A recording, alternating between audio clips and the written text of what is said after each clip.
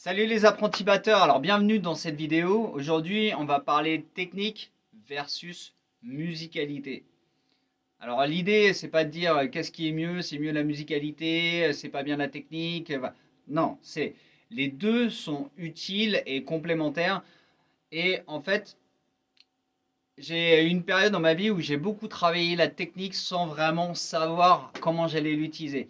Donc ce que je conseille en fait, c'est d'écouter, d'étudier des morceaux qui nous plaisent et de travailler la technique pour pouvoir arriver à faire les morceaux qu'on a envie de jouer.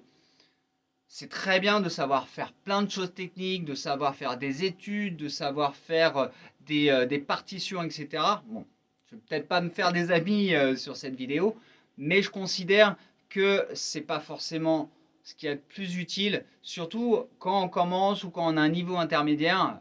L'idée c'est de jouer de la musique. Donc quand on fait de la batterie, on veut jouer de la musique.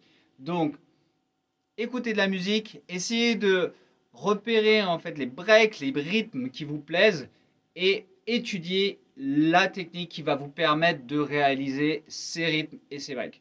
C'est mon conseil. J'ai eu une grosse période où je travaillais la technique sans but. Ça m'apportait des choses, mais je ne savais pas comment les utiliser. Et le fait d'étudier des morceaux et de me rendre compte qu'il me manquait telle ou telle technique, donc par exemple si on prend Smoke on the Water de Deep Purple avec Ian Pace à la batterie, il y a plein de rats 5 en fait dans ces breaks. Et moi j'étais incapable de les faire à l'époque. Et en tout cas correctement, je les entendais, j'essayais de les reproduire tout en faisant des rats un peu écrasés qui ressemblaient plus à des buzz.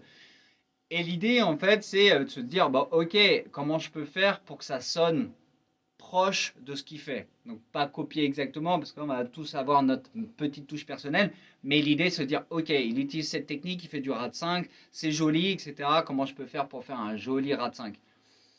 Donc voilà, c'est mon conseil. Si vous voulez bosser la technique, essayez d'étudier des morceaux qui vous poussent à bosser la technique en question. Il va y avoir plein de morceaux, que ce soit dans des morceaux même basiques, comment faire un joli flat par exemple. Il y a plein de morceaux avec des flats sur les temps. Donc, arrivera forcément un moment, il va falloir s'attarder un petit peu sur la qualité de votre flat, la qualité du rebond, la qualité en fait, de certaines techniques. Donc voilà, pour finir, je vous conseille en fait justement de prendre chaque technique individuellement et les poser séparément. C'est chouette, comme je vous disais, de travailler des gammes, travailler des études, des machins, etc. Mais finalement, la finalité, c'est de pouvoir la mettre dans votre jeu et de pouvoir avoir la spontanéité de le sortir dans votre jeu. Donc, écoutez de la musique, prenez la technique dont vous avez besoin pour jouer ces morceaux-là et c'est comme ça que vous allez avancer. Et ben, je vous remercie, j'espère que cette vidéo vous a plu. N'hésitez pas à vous abonner à la chaîne YouTube et à cliquer sur la petite cloche pour pouvoir recevoir les notifications qui vous permettront d'avoir accès aux prochaines vidéos. Sur ce, je vous souhaite une très bonne soirée et à très vite. Ciao!